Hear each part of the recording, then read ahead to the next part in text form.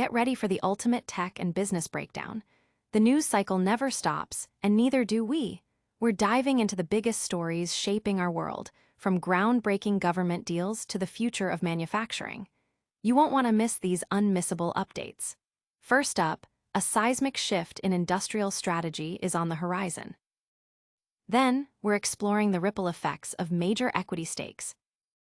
We'll also uncover a bold, new government approach to vital industries. And finally, a massive government acquisition is set to redefine a key sector. Stick around, because this is Qualcomm Pulse. A new era in government strategy. Shifting government industrial policy is taking center stage as a new era in national strategy unfolds. This development signifies a major pivot in how governments are looking to bolster domestic industries and secure critical supply chains, particularly in the high-stakes world of technology manufacturing.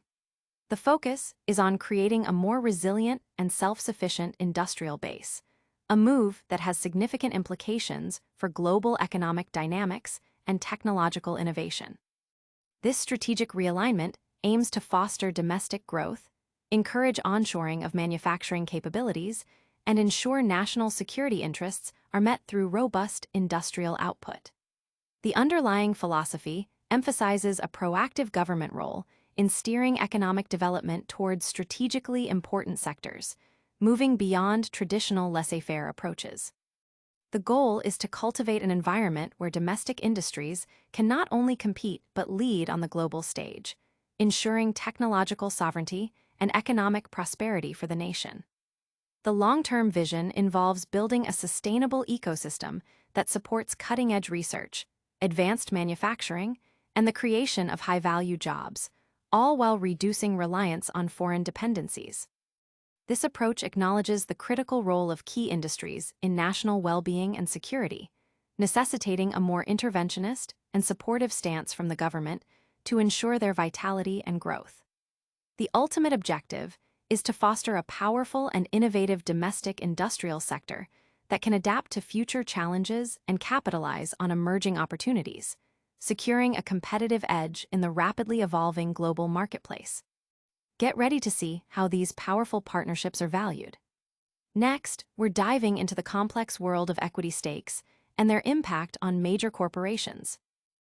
Semiconductor valuation in focus.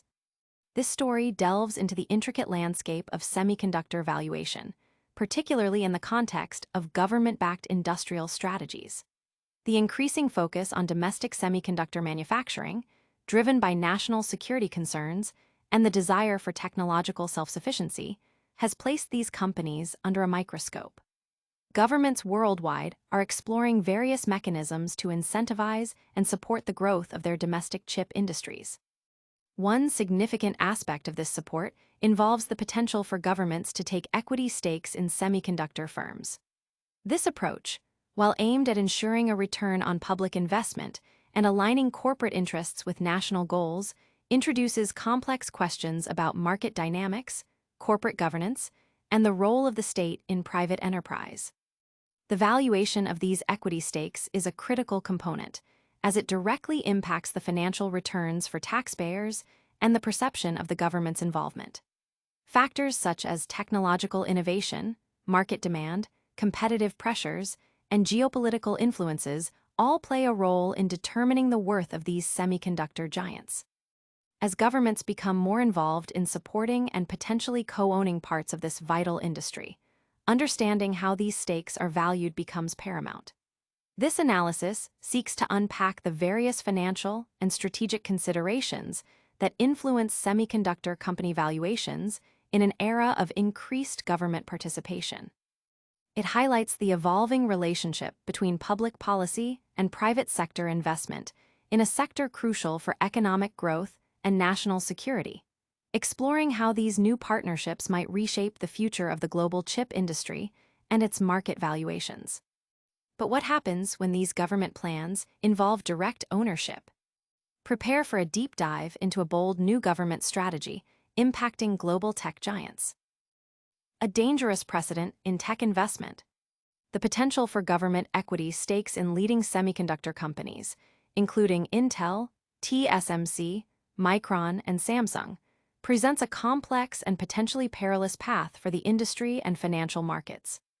While the rationale of securing a return on taxpayer investment through the CHIPS Act is understandable, the method proposed, exchanging grants for equity, could fundamentally alter the relationship between government and private enterprise, setting a concerning precedent.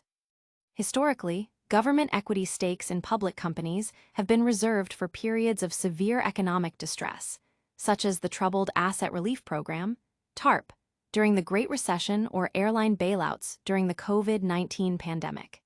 Implementing such a strategy on a for-profit basis, especially in a booming sector like semiconductors, represents a significant departure. Critics argue that even non-voting equity could grant the government undue influence over corporate decisions. Given that the administration also shapes fiscal policy and trade agreements that directly impact these companies, holding equity could create an inherent conflict of interest. The power of regulatory and trade policy, as demonstrated by past instances where chip companies were used as bargaining chips in trade negotiations, can be far more impactful than a minority equity stake. Furthermore, altering the terms of the CHIPS Act after its passage might deter future private investment, as companies could become wary of unpredictable government interventions. While companies like Intel have struggled and may welcome additional support, others might have proceeded differently had they known about the potential for equity stipulations. This move could signal a more interventionist government approach to strategic industries, potentially stifling innovation and distorting market competition by favoring government-aligned entities. The long-term implications for market confidence and the independence of technological development are substantial, raising questions about whether this strategy truly serves the best interests of the economy or national security in the long run. Now, let's see how one of these potential deals has already materialized.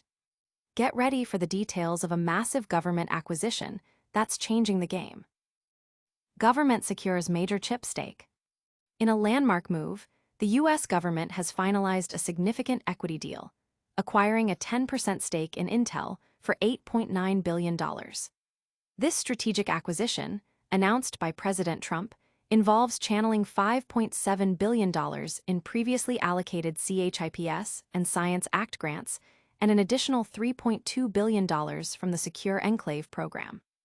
The government did not spend new funds, but rather reallocated existing appropriations, a detail that President Trump highlighted as a testament to a great deal for America.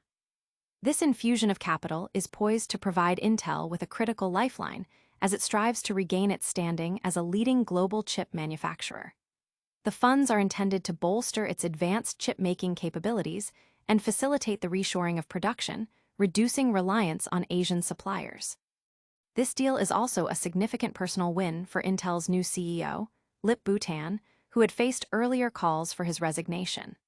The government's stake, while non-voting, grants it a direct financial interest in Intel's future success. Intel, as the sole U.S. semiconductor company engaged in leading-edge logic research and development and manufacturing within the United States, is committed to advancing American technological leadership. The government's involvement underscores a broader national strategy to enhance economic and national security through dominance in crucial technologies like artificial intelligence. This acquisition, alongside the government's option to purchase an additional 5% stake at a discount, signifies a new chapter in public-private partnerships within the semiconductor industry. It represents a departure from simply providing grants, now involving a direct stake in the company's performance and potential profitability, a move widely seen as a more prudent use of taxpayer resources compared to unconditional subsidies. The long-term implications could reshape the domestic chip manufacturing landscape and solidify the U.S. position in a vital global industry. What does this mean for the future of tech investment? Stay tuned as we wrap up all the top stories. And that's a wrap on today's Pulse. We saw a major government equity stake in Intel, signaling a new era of industrial strategy. We explored the valuation impacts of government backing in semiconductors and uncovered a potentially risky precedent with equity stakes in major chipmakers. Don't miss out on these vital updates.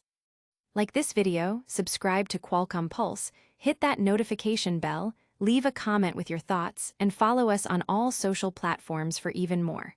We'll see you next time.